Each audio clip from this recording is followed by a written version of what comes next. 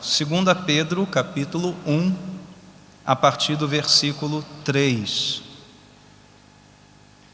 Seu divino poder nos deu tudo de que necessitamos para a vida e para a piedade, por meio do pleno conhecimento daquele que nos chamou para a sua própria glória e virtude. Dessa maneira, Ele nos deu as suas grandiosas e preciosas promessas, para que por elas vocês se tornassem participantes da natureza divina e fugissem da corrupção que há no mundo causada pela cobiça. Por isso mesmo, empenhem-se para acrescentar à sua fé a virtude, à virtude o conhecimento, ao conhecimento o domínio próprio, ao domínio próprio a perseverança, à perseverança a piedade, à piedade a fraternidade e à fraternidade o amor. Porque se essas qualidades existirem e estiverem crescendo em sua vida, elas impedirão que vocês, no pleno conhecimento de nosso Senhor Jesus Cristo, sejam inoperantes e improdutivos. Todavia, se alguém não as tem, está cego, só vê o que está perto, esquecendo-se da purificação dos seus antigos pecados. Portanto, irmãos, empenhem-se ainda mais para consolidar o chamado e a eleição de vocês, pois se agirem dessa forma, jamais tropeçarão, e assim vocês estarão ricamente providos quando entrarem no reino eterno de nosso Senhor e Salvador, Jesus Cristo. Amém. Vamos orar mais uma vez, pedir a direção de Deus. Ore ao Senhor. Senhor, fala comigo. Ore você. Senhor, fala conosco. Ó Deus, esta é a tua palavra, inspirada pelo Espírito Santo. O Senhor falou por meio de profetas. O Senhor nos fala hoje por meio do Filho, a palavra encarnada. O Senhor nos fala por meio do registro infalível, inerrante, eterno desta palavra. Oh Deus, tudo mais no mundo passará, mas a tua palavra não passará. E hoje nos curvamos diante dela, Senhor, clamando, ó Deus, para que as barreiras caiam, para que as escamas dos nossos olhos caiam, para que os nossos corações sejam receptivos à tua voz nesta noite, ó Deus. Confronta-nos, Senhor, consola os abatidos, confronta os acomodados, encoraja os salvos, ó Deus, salva os perdidos, Senhor, pela tua palavra, no poder do Espírito Santo. Pedimos isso, ó Deus, para a glória do teu nome, em nome de Cristo Jesus. Amém. Amém. Podemos sentar.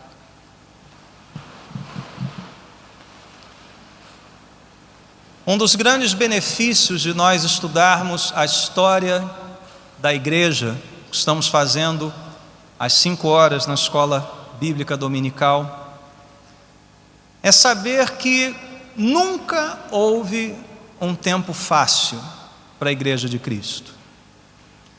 Pode ter havido momentos de progresso teológico, momentos de grande criatividade teológica, momentos de avivamento, momentos de expansão missionária, mas em nenhum desses períodos houve ausência de desafios, de lutas, sejam eles desafios internos, ou seja, algo que surge dentro do seio da igreja, como por exemplo, falsas doutrinas, falsos mestres, mas também desafios externos, perseguições.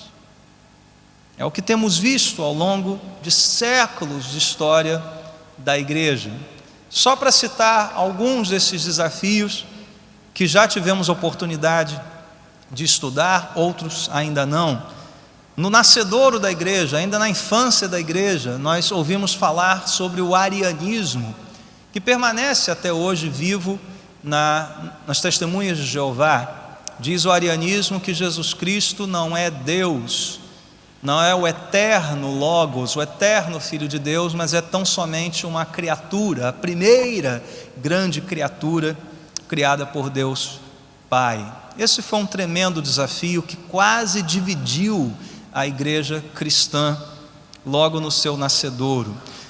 No século VII, nós vemos o surgimento de um inimigo terrível, sangrento, o islamismo, que em menos de 50 anos simplesmente dizimou as comunidades cristãs no Oriente e no Norte da África, e que até hoje permanece como um tremendo desafio à fé cristã, neste mesmo lugar, no Oriente Médio, mas já na Europa, já aqui na América também.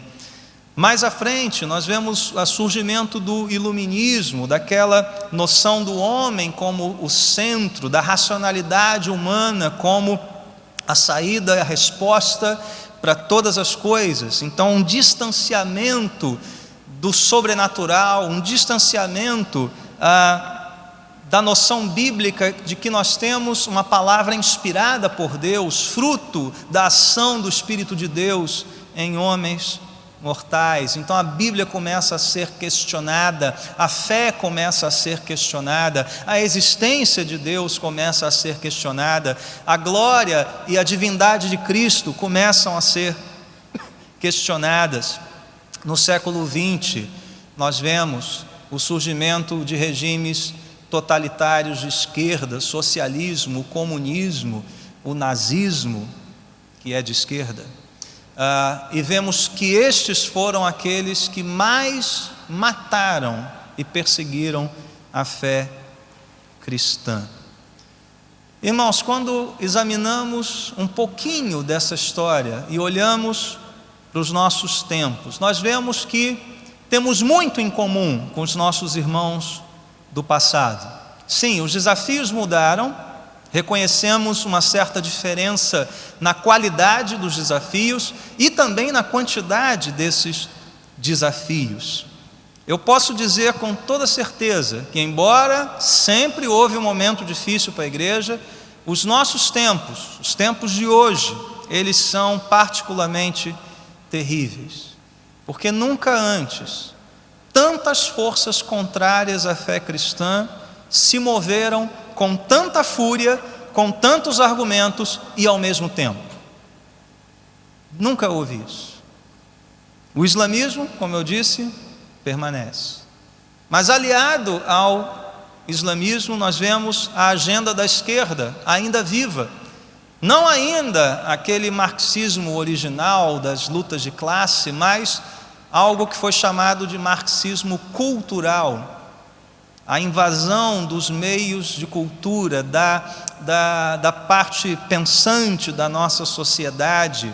Isso inclui o que nós temos hoje, não só na América, mas aqui no Brasil, os movimentos LGBT como um braço ideológico da esquerda, cujo alvo é destruir a base de sustentação da sociedade judaico-cristã ocidental, que é a família. Isso já está escrito por Gramsci desde a década de 20 ou 30, se eu não me engano.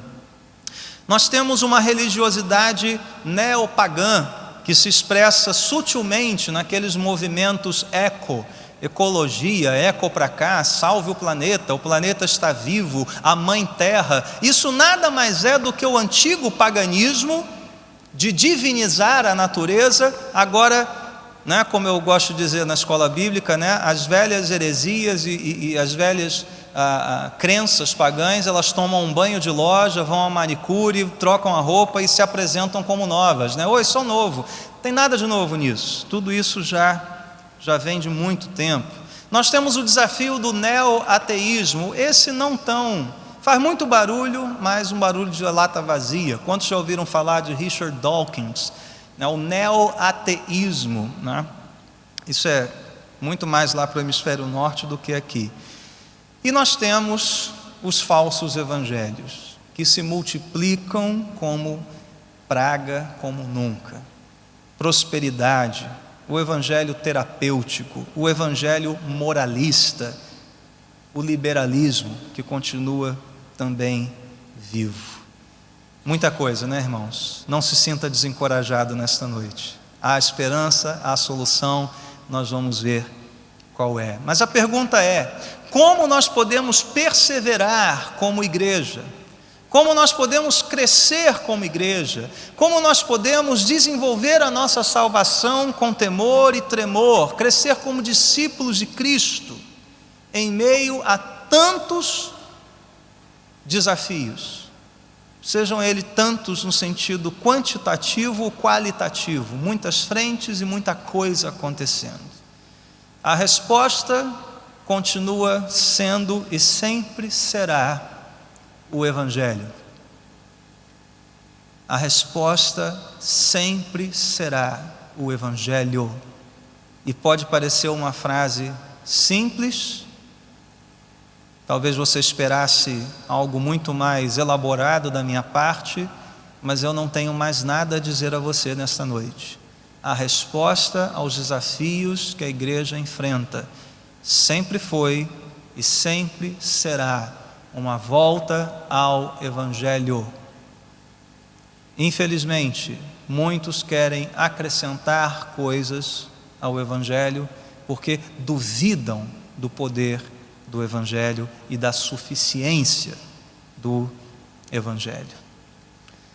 Você pode fazer uma objeção sincera, dizer que na época da Bíblia você não tinha islamismo. Não tinha mesmo. Você não tinha movimentos ideológicos organizados. Também não. Mas embora nós reconhecemos notáveis diferenças, tanto em qualidade quanto em quantidade, a raiz por trás dessas forças contrárias à nossa fé é a mesma. É a mesma. Se há uma mesma raiz, há um mesmo remédio, há uma mesma solução, é o mesmo inimigo que está por trás de tudo isso, é a mesma corrupção no coração humano que está por trás de tudo isso. Não importa de que forma venha, com que argumentos venham, quão violenta ela venha, a raiz é a mesma e o inimigo é o mesmo. E uma outra coisa que faz parte dessa resposta: o soberano Deus, aquele que é soberano sobre a história, aquele que faz conhecido o fim desde o início, ele já tratou disso, ele já resolveu esse problema. Cristo já veio, Deus já se encarnou, veio na plenitude dos tempos. Essa frase, se você parar para pensar, te deixa atônito. Mas como, pastor? Hoje nós temos muito mais desafios e nós temos tanta tecnologia, né? Se Cristo viesse hoje, ele faria uma fanpage no Facebook, teria um grupo no WhatsApp, entraria na internet. Não, a Bíblia diz que Cristo veio na plenitude dos tempos, no momento áureo da história, no ápice da história. Irmãos, Deus sabe o que está fazendo com a história. Deus sabe o que está fazendo com a história. Não há nada que surpreenda Deus nessa história, e não há qualquer desafio que a igreja não possa encarar com as armas espirituais do Evangelho de Jesus Cristo, às quais nós temos acesso pela palavra de Deus e no poder do Espírito Santo. Pedro escreveu esta carta, esta segunda carta, num contexto de enorme desafio para a igreja. Aliás, as duas cartas de Pedro são, assim, modelos, paradigmas, exemplos de dois grandes desafios. A primeira carta trata de perseguição. Pedro está escrevendo para uma igreja perseguida, para uma igreja que está tendo seus bens expropriados, para uma igreja que sofre ameaças de morte, para uma igreja que é refém de um império anticristão.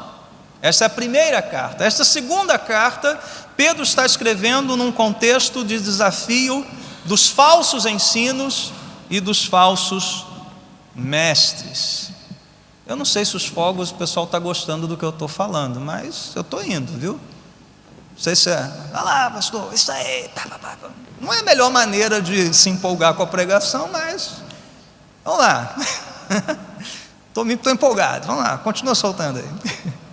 Nós sabemos que são falsos mestres nessa segunda carta, porque lá no capítulo 2 ele vai dirigir a esses mestres palavras nada elogiosas, depois você pode conferi-las em casa. E a pergunta que Pedro quer responder para os seus leitores é: como a igreja poderia perseverar, se manter firme nesse contexto de falsos ensinos, falsos evangelhos, falsos mestres e de perseguição, coisas que nos acompanham até os dias de hoje? Resposta de Pedro: o evangelho. Lembrar do evangelho, crescer no evangelho e perseverar na promessa do evangelho. E só. E acabou. É isso. Isso é suficiente. O texto que nós lemos, e eu espero que você tenha mantido sua Bíblia aberta, nos fala destas três coisas. Primeiramente, Pedro nos fala sobre a suficiência e a dádiva do evangelho, versos 3 e 4. Depois ele apresenta o crescimento no evangelho, o imperativo de crescimento no evangelho, versículos 5 a 9. E ele termina com a inigualável promessa do evangelho, versos 10 e 11. Com o texto à sua frente, então vamos refletir, meditar e pensar um pouquinho sobre essas três coisas. Primeiro, a suficiência e a dádiva do evangelho. Nós vamos ver que o crescimento no evangelho depende de dois fatores. Primeiro, o poder de Deus, e segundo, as promessas de Deus.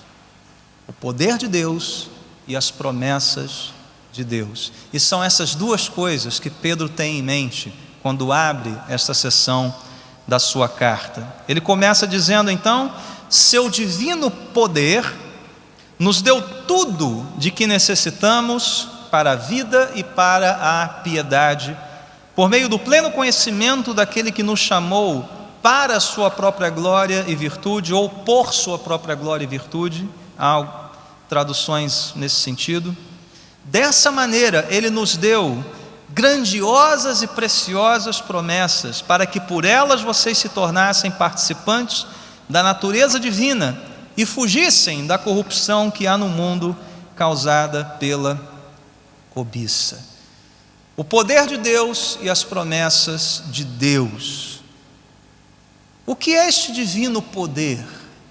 Pedro diz: o divino poder, seu divino poder. O que é isso?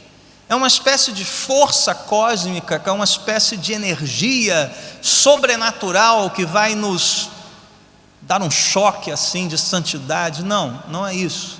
Pedro tem em mente aqui o que Paulo definiu como o poder de Deus.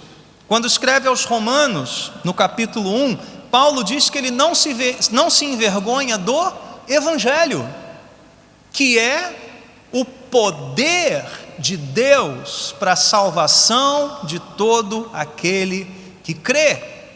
O evangelho é o poder de Deus.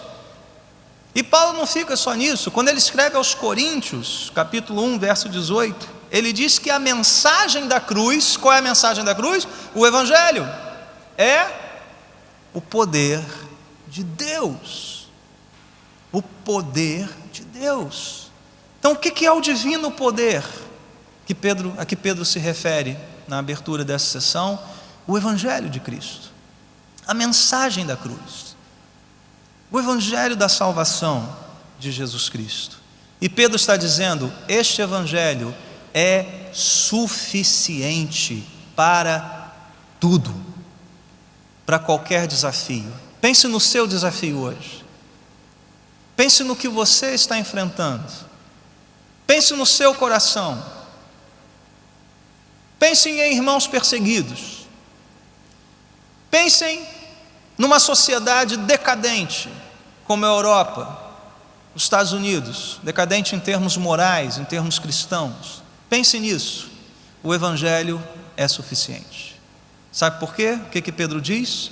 O Evangelho, o divino poder, nos deu algumas coisas, muitas coisas, a maioria das coisas. Não, o divino poder de Deus nos deu tudo, absolutamente tudo de que necessitamos para a vida e para a piedade.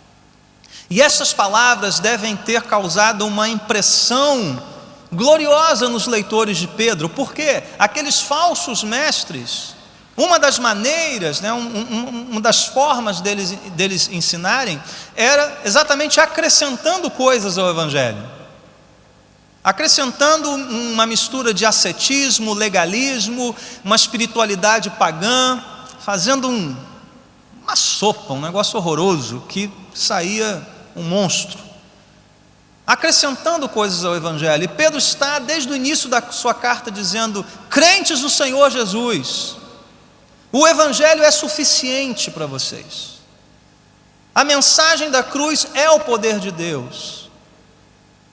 Essa mensagem, esse Evangelho, ele é tudo que precisamos para a vida e para a piedade, ou vida piedosa. Aqui Pedro tem a noção da vida material, esta vida, e para a vida na presença de Deus, ou seja, para toda a vida, para toda a vida, para todas as dimensões da nossa vida, o Evangelho é absolutamente suficiente. C.S. Lewis, um autor do século XX, ele escreveu um livro fantástico, não sei quantos já leram, Cartas de um Diabo ao Seu Aprendiz. É uma obra muito criativa, maravilhosa.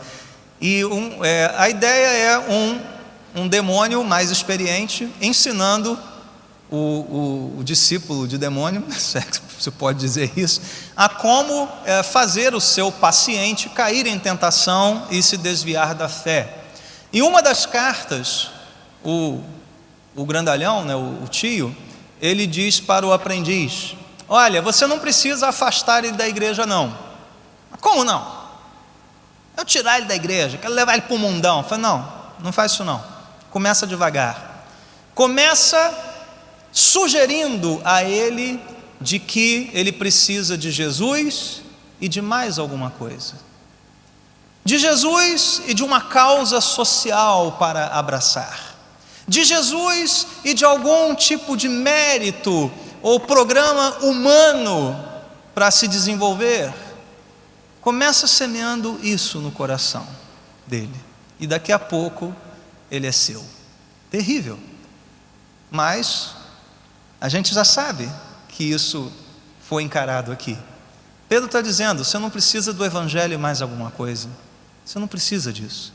O Evangelho já te deu tudo de que você necessita para a vida e para a piedade. E como estas bênçãos do Evangelho chegam até nós? Verso 4 diz, continuação do verso 3 diz: por meio do pleno conhecimento daquele que nos chamou para a sua ou por sua própria glória e virtude. Pedro tem aqui em mente os mestres de mistério, os mestres gnósticos, aqueles que diziam: há uma certa parcela do conhecimento que é secreta, então você precisa daquelas chaves espirituais para chegar lá, para abrir conhecimento, para que você se desenvolva e cresça. Pedro está dizendo: nada disso. Aquele que nós precisamos conhecer já se manifestou em nosso meio. Ele vai falar disso um pouquinho mais tarde, nesse mesmo capítulo, dizendo que nós não seguimos fábulas engenhosamente inventadas, mas o que eu testemunho para vocês do Evangelho de Cristo, eu vi com meus olhos, eu ouvi a voz do céu, eu vi o Senhor glorioso na minha frente, eu vi Jesus. E basta o pleno conhecimento de Jesus, aquele que nos chamou por sua própria glória e virtude. Basta isso. O Evangelho é tudo o que precisamos. Conhecer Jesus é tudo o que precisamos, e é por meio do conhecimento pleno de Jesus que todas as bênçãos do Evangelho chegam até nós. O próprio Jesus falou nesses termos lá na oração sacerdotal, em João capítulo 17: a vida eterna é esta, conhecer a Ti, o único Deus verdadeiro e a Jesus Cristo a quem enviaste. Essa é a vida eterna. Este é o tesouro maior. Isto é tudo o que precisamos conhecer para enfrentar desafios à nossa fé. O Evangelho de Cristo, o próprio Cristo, a mensagem da cruz, o divino poder de Deus. Este é o poder de Deus para a salvação. Este é o poder de Deus para a perseverança. Este é o poder de Deus para a mudança de corações. Conhecer Cristo. Mas Pedro fala também da segunda coisa, das promessas de Deus, as promessas contidas no Evangelho, verso 4. Dessa maneira ele nos deu suas grandiosas e preciosas promessas, para que por elas, conhecer Cristo, você vai conhecer as promessas do Evangelho, por elas vocês se tornassem participantes da natureza divina e fugissem da corrupção que há no mundo, causada pela cobiça. As promessas de Deus contidas no Evangelho colocam diante de nós um grande sim e nos capacitam a dizer um grande não. Qual é o sim? As promessas do Evangelho nos fazem participantes da natureza divina. Não quer dizer que você, a partir de agora, vai flutuar a meio palmo do chão, ou transpassar paredes, ou brilhar no escuro, não é nada disso. O que Pedro está dizendo aqui está em sintonia com o que João disse no início do seu Evangelho, que aqueles que receberam Jesus Cristo como seu Salvador, Deus deu-lhes o poder de serem feitos seus filhos. Então o que Pedro está dizendo é isso. Nós agora nos tornamos participantes da família divina. Nós agora somos filhos do soberano Criador, Rei de toda a terra. Co-herdeiros com Cristo, nosso irmão mais velho. Hebreus diz que ele não tem vergonha de nos chamar de irmãos. Nós participamos agora não apenas de uma sociedade, de um grupo, de uma organização, nós somos participantes de uma vida, da vida de Deus, da família de Deus. Irmãos, isso é algo que, segundo Paulo aos Efésios, é um testemunho até mesmo nas esferas celestiais. A igreja de Cristo, o que fazemos aqui como igreja, tem repercussões cósmicas. O que fazemos aqui não influencia apenas a sua semana, a sua casa, o seu ambiente de trabalho. O que fazemos como igreja, na reunião dos coparticipantes da natureza divina, dos filhos de Deus, dos chamados e eleitos por Deus antes da fundação do mundo, isso tem repercussões nas esferas celestiais, diante de todo principado e potestade. Eu não consigo nem imaginar o que é isso, mas está escrito, isso transcende o que podemos enxergar e perceber apenas deste mundo. Então esse é um grande sim do Evangelho. Pelo Evangelho e pelas promessas de Deus, você se torna filho de Deus. Mas o Evangelho também nos capacita a dizer um grande não. E que grande não é esse? Dizer não a este mundo, não à corrupção que há neste mundo. Pedro está dizendo que pelas promessas de Deus, Deus nos capacita a fugir. A ideia aqui é de sair batido mesmo, não brincar com o pecado, não brincar com a corrupção, não brincar com a podridão deste mundo, não flertar com os valores deste mundo. As promessas de Deus capacitam a mim e a você a fugir deste mundo, a fugir da corrupção que há neste mundo, causada pela cobiça. Irmãos, esse mundo está apodrecendo, está indo para o ralo, rapidamente, e nós não podemos sequer pensar em chegar perto dessa sujeira. Como você vai fazer isso? Pela sua nobreza, pela sua força de vontade? Não, se apegando às preciosas e grandiosas promessas do Evangelho. Agora, esta é uma mensagem que não começa conosco. Ela não diz respeito ao nosso poder ou a algum tipo de virtude inata a nós mesmos. Este é o poder de Deus. Esta é a promessa de Deus. Foi Deus quem nos chamou por sua própria glória e virtude. E o mais sublime disso tudo são duas expressões que estão nesses dois versículos. Seu divino poder nos deu. E no verso 4, dessa maneira Ele nos deu. Para pensar nisso.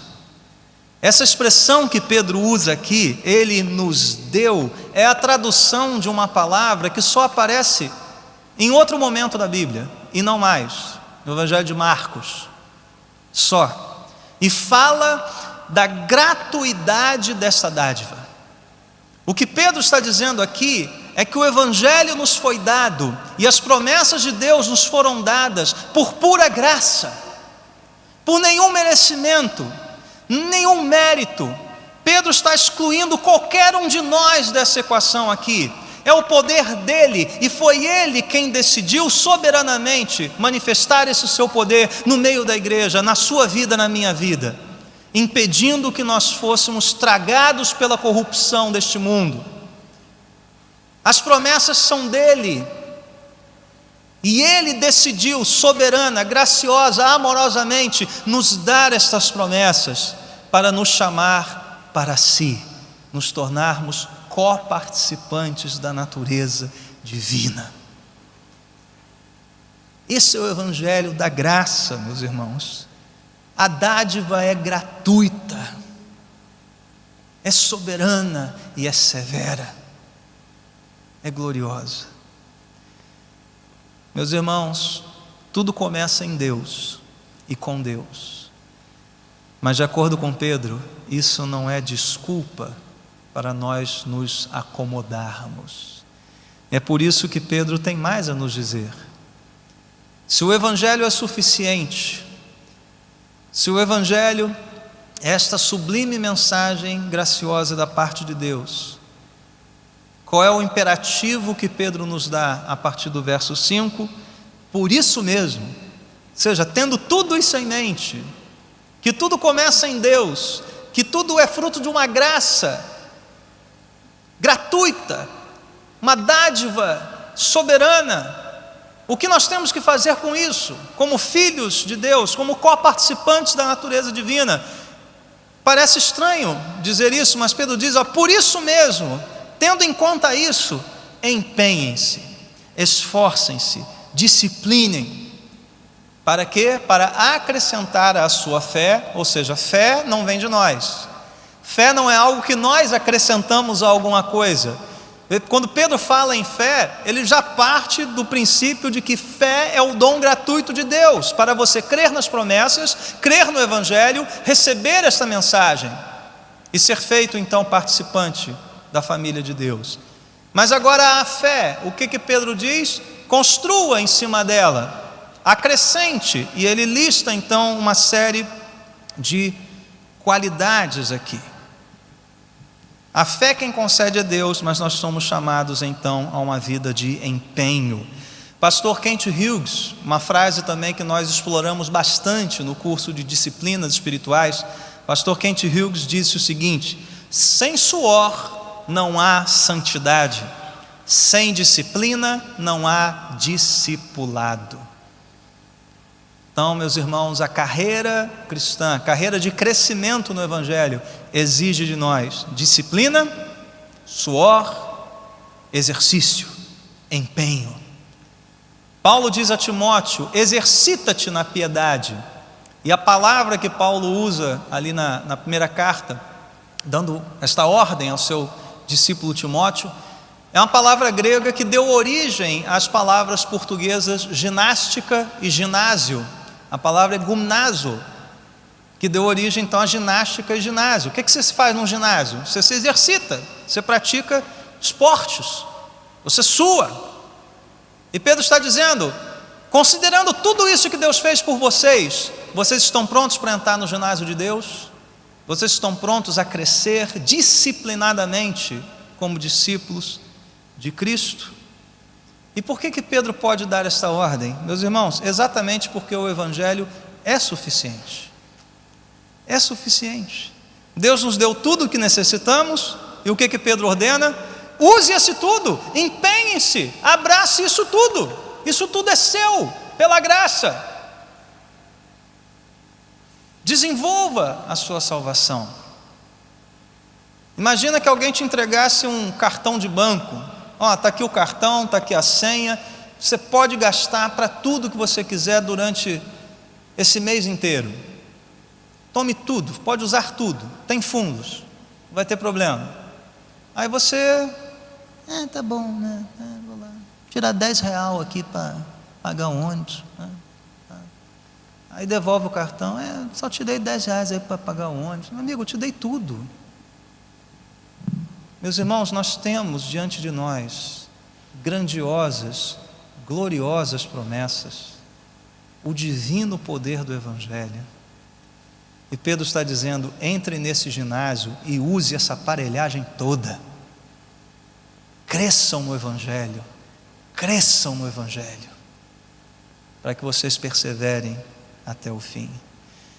Eu não vou me ater a cada uma dessas virtudes e qualidades que Pedro menciona aqui, isso levaria muito tempo, mas só deixar claro para você o seguinte: isso não é um cardápio, você não tem que escolher, hoje eu estou precisando um pouquinho de domínio próprio, né? Então deixa eu trabalhar isso aqui, né? Trabalhar só o bíceps do domínio próprio, aí fica, né? E o resto fica esquecido. Então não é um cardápio e nem uma sucessão de coisas. Pedro não está falando aqui de uma escala. Acrescente a fé, o conhecimento, a virtude. Ok, tudo bem, eu acho que eu estou virtuoso. Agora o conhecimento. Então vou. Não, Pedro está falando de um conjunto de qualidades que vão crescendo juntas, vão crescendo à medida que você se disciplina, que você se empenha, que você se apropria do Evangelho, que você cresce no Evangelho. Essas virtudes vão crescendo juntas, assim como frutos crescem da mesma forma em toda a árvore. Não tem uma coisa mais capenga aqui, que dá fruto aqui, um negocinho murchinho assim do lado. Não, crescer como um todo, crescer de maneira integral. Essa é a primeira coisa. A segunda coisa importante é que Pedro não espera de nós, e você não deve esperar de si mesmo, perfeição nesta vida.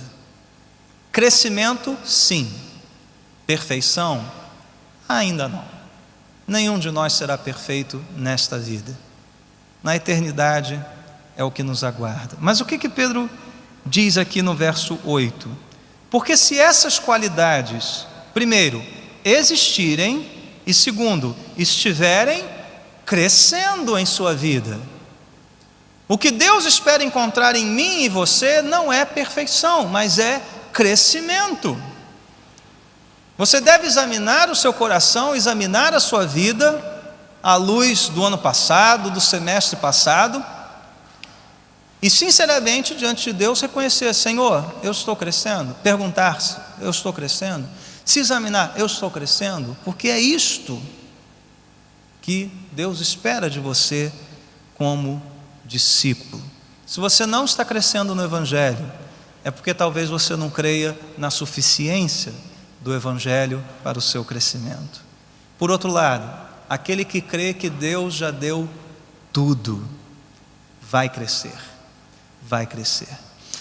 Calvino, é interessante citar Calvino nesse contexto, porque uma das grandes críticas, de quem não conhece a doutrina reformada calvinista, é de que se você prega calvinismo, eleição, soberania de Deus, isso é uma desculpa para você se afrouxar, se acomodar, viver de qualquer jeito. Bobagem, nunca leu Calvino. Então eu quero trazer Calvino para colaborar com a gente hoje. Olha só o que ele diz, nas Institutas: não exijo que a vida do cristão seja um evangelho puro e perfeito, embora o que devamos desejar e esforçar-nos por esse ideal. Não exijo, pois, uma perfeição cristã de tal maneira estrita e rigorosa que me leve a não reconhecer como cristão a quem não a tenha alcançado. Ou seja, não posso dizer que não é crente quem não é perfeito, senão todos nós estaríamos devendo. E é o que ele diz aqui, porque se fosse assim, todos os homens do mundo seriam excluídos da igreja, visto que não se encontra nenhum só que não esteja bem longe dela, por mais que tenha progredido. E a maioria de nós ainda não avançou nada ou quase nada rumo a esta perfeição. Todavia, nem por isso os devemos rejeitar. Que fazer então? Pergunta Calvino. Certamente devemos ter diante dos nossos olhos como nossa meta a perfeição que Deus ordena, para a qual todas as nossas ações devem ser canalizadas e à qual devemos visar. Repito, temos que nos esforçar para chegar à meta. Diferentemente de certas autoridades desse país, o cristão tem uma meta. Repita comigo: eu tenho uma meta. E olha, você não precisa dobrar a meta, sabe? Porque a meta já é perfeita. Você vai dobrar o que é perfeito? Não precisa. Perceberam o que Calvino falou? Perfeição não, crescimento sim. E qual é a ordem de Calvino? Cresçam, se esforcem, se empenhem para crescer, olhem para a meta, prossigam para o alvo. É o Calvino. Reformados se esforçam e creem piamente na soberania de Deus, na perseverança dos santos, na eleição divina.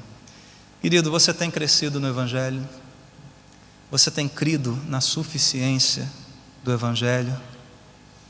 Isso é vital para qualquer desafio.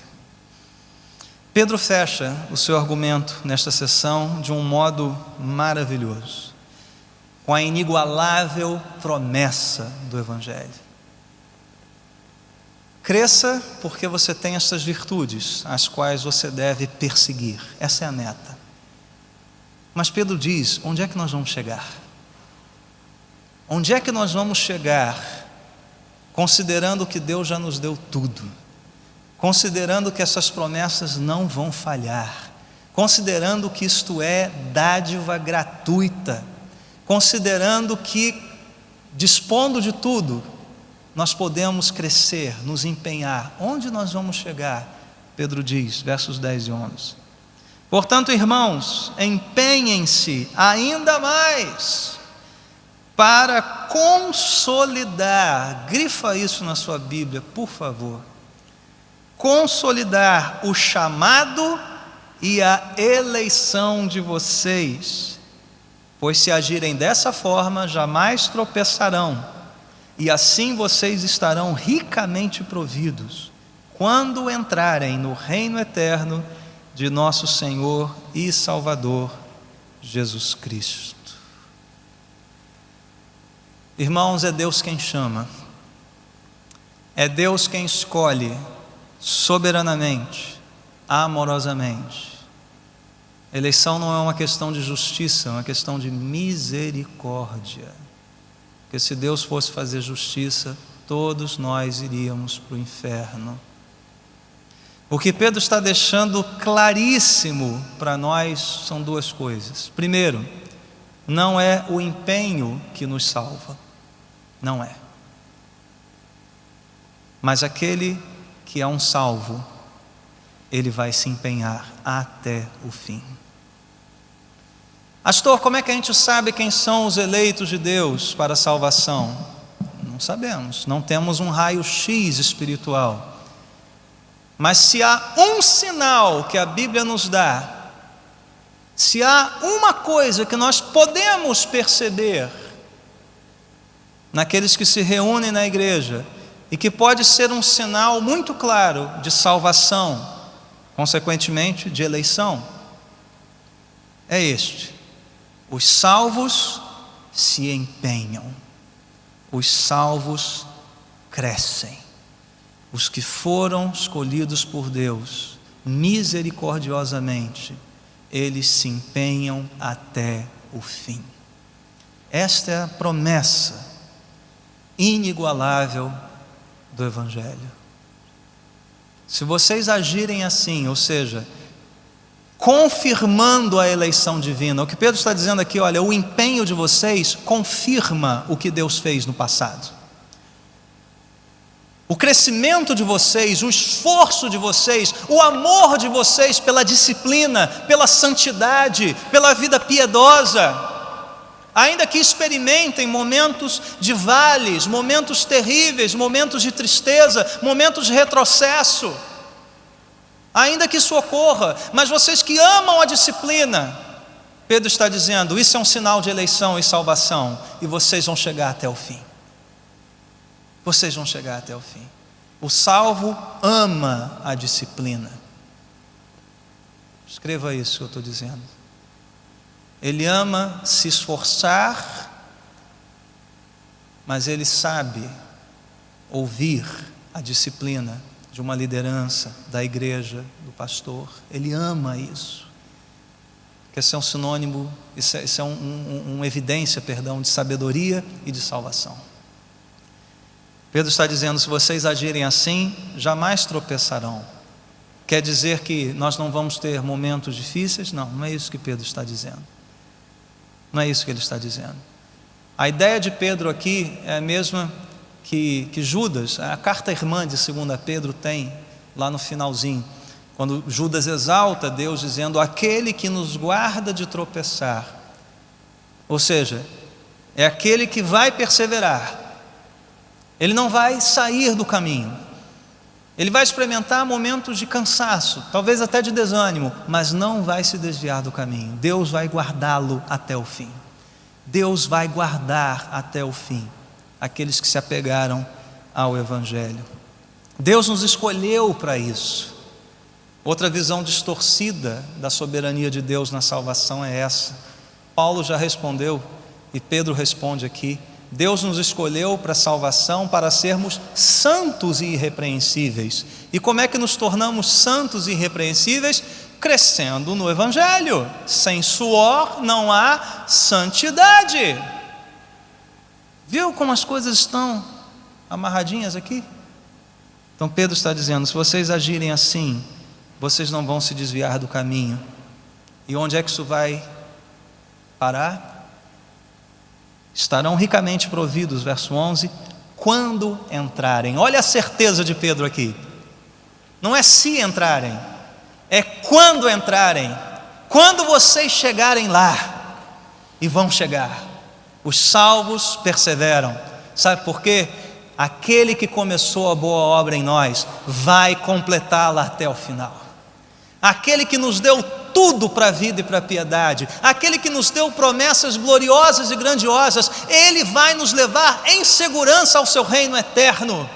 Nós vamos chegar lá, meus irmãos, não importa de onde venha o desafio, seja de dentro da igreja com falsos evangelhos, seja de fora da igreja com ameaças de morte, não importa de onde veio o desafio, o Evangelho é suficiente, porque nós chegaremos a um destino no qual o mundo não vai chegar. Nós chegaremos ao reino eterno do nosso Senhor e Salvador Jesus Cristo. Esta é a certeza inigualável do Evangelho, a certeza que aquele que começou a boa obra por seu divino poder nos fará perseverar em meio aos desafios desta vida e, por fim, nos levará ao reino eterno. Quanto a sua esperança está depositada nesta verdade? Porque se não estiver, meus irmãos, muitos ficarão no meio do caminho. Se a sua esperança não estiver depositada na suficiência do Evangelho, no poder de Deus para a salvação, no Deus da salvação, que nos escolheu antes da fundação do mundo para sermos santos, nos enviou Jesus Cristo na plenitude dos tempos, abriu os nossos olhos por meio do poder do Espírito Santo soberano, nos fez participantes da sua própria natureza e vai nos levar ao seu reino eterno. Quanto você confia, crê e vive por esta mensagem, isso vai fazer toda a diferença. toda a diferença. Qual é o seu alvo? É entrar no reino eterno? Ou é somente prosperar, ficar bem, não ter muito problema? Ou você quer entrar no reino eterno? Queridos, a grande, terrível mentira do evangelho da prosperidade é que não considera o reino eterno melhor do que a prosperidade. Simples assim. Se você pensa apenas em prosperidade, se você pensa apenas em saúde, se você pensa apenas em ficar tranquilo, você tem expectativas muito baixas, muito pequenas a respeito do evangelho. Qual é a nossa alta expectativa? Chegarmos no reino eterno, chegarmos até o fim. O evangelho foi suficiente para Pedro, para os seus leitores, e é suficiente para nós. Cristo veio, morreu numa cruz pelos nossos pecados, ressuscitou ao terceiro dia, subiu aos céus, venceu a morte e conduzirá à eternidade todo aquele que crê nesta mensagem. Pastor Tim Keller, um dos grandes pregadores da atualidade, disse o seguinte, e com isso eu termino: o evangelho não é o primeiro passo numa escada de verdades, mas é mais parecido com um centro num círculo de verdade. O evangelho não é apenas o ABC, mas o A ao Z do cristianismo. O evangelho não é apenas o mínimo necessário, requerido para entrar no reino, mas é o caminho em que fazemos todo o progresso no reino. Não somos apenas justificados pelo evangelho e então nos santificamos pela obediência. Ao invés disso, o evangelho é o caminho pelo qual crescemos e somos renovados. O evangelho é a solução para cada problema, é a chave para cada porta fechada, é o poder para nos fazer romper cada barreira. E é isso que nós queremos anunciar nessa noite. Puro, simples e verdadeiro evangelho da graça de Deus, do divino poder de Deus. Vamos fechar os nossos olhos, vamos orar.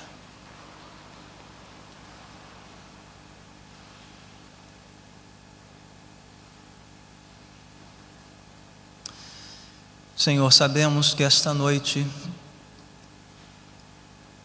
há uma oferta de vida no evangelho.